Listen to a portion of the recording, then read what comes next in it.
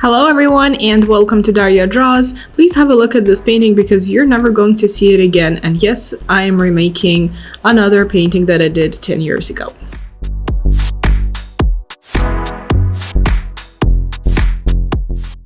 I'm starting off by just cleaning the canvas from dust and oiling out the entire thing to bring the colors a little bit back to life.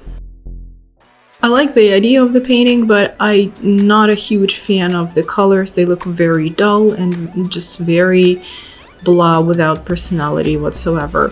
And also the proportions are kind of bumming me out because they're just too narrow. Look at the faces. They need to have some meat on them.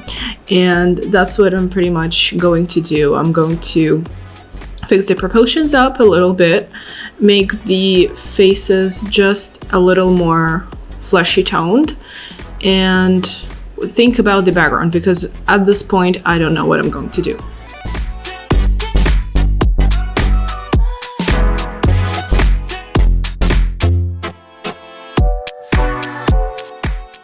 Now another thing I noticed that I didn't really like is that both figures are very static, so I decided to give a little movement to the second figure, tilt her head a little bit and twist the shoulders so that the painting has a nice dynamic in it.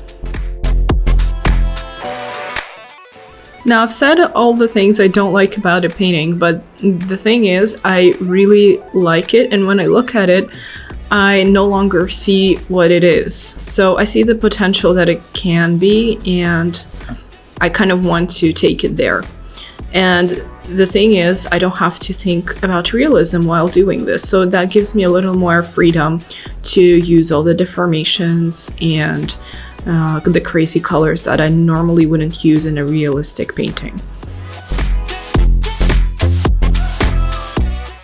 So once the outlines are kind of fixed, and at this stage I'm okay with whatever I have going on, I'm adding a little bit of opaqueness, and that way the old traces just disappear and we have all the new contours and like this primary color stage.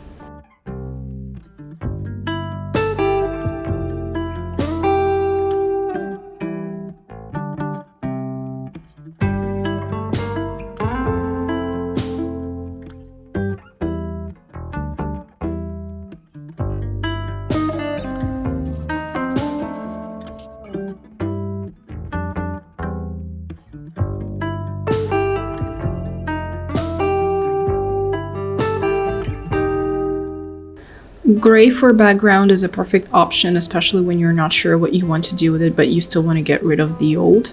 So that's exactly what I did. I still have no idea what I'm doing, but it looks exciting. I guess the thought process behind this was that yellow would complement nicely the skin color and stand out in the gray background, and outline its shapes, which is always nice. And then I decided that I need to use some of the cooler tones that I used in the skin and put them in the background as reflexes so that it looks like an interesting accent in the background but still kind of reflects what is on the skin.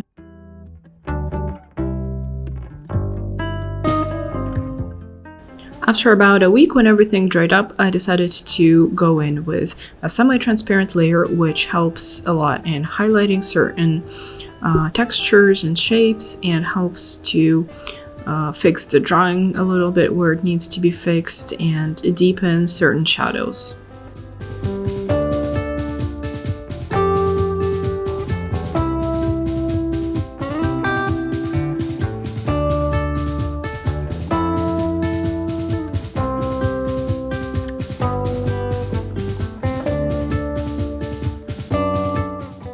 I know I said I'm not going to go into realism in this painting, but I still prefer to use a somewhat traditional technique because I feel like it elevates the whole thing. So even if I'm going with unusual, in my opinion, colors and proportions, the technique really saves the day.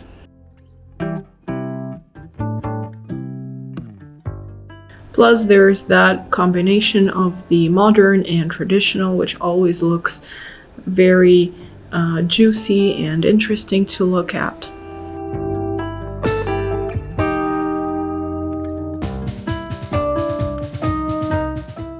As you can probably tell by this stage, the figure on the right is definitely the star of the show. Her pinky reddish skin tone grabs the attention, and also her facial features are more worked on. The clavicles and the neck is also more detailed. And that is done to create a certain dynamic and to create a focus rather than a very static image. So that is why certain details pop out more than the others to kind of guide the viewer.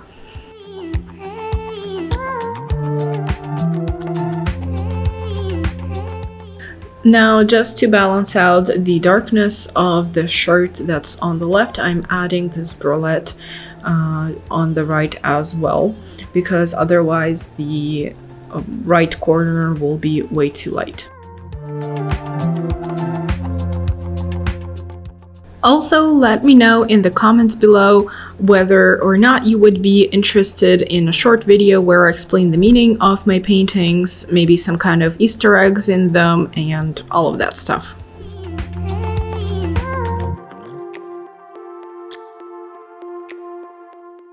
So here it is a few weeks later, and I'm done with the remaking of this painting. I was very much surprised by the decisions that I've made along the way. I hope you enjoyed it, and if you did, don't forget to like the video, comment, and I'll see you in the next one.